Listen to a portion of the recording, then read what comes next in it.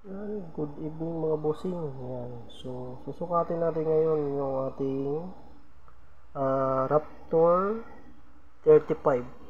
So, to are you class H 2 tire mga bossing.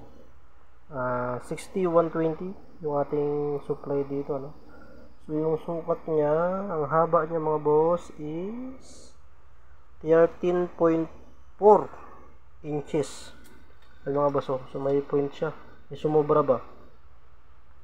Ayan o. So, sabi natin 13.5 para may sobra yung heatsink yung mga bossing. Ayan. 13.5 inches. So, yung lapad.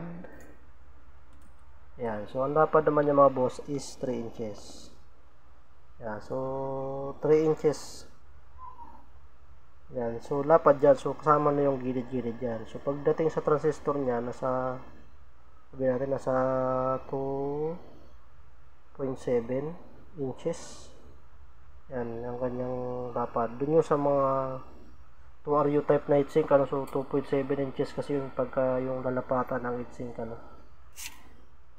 Yan. So, yan mga boss. Introducing Raptor F35. Yan, 10% mga bossing.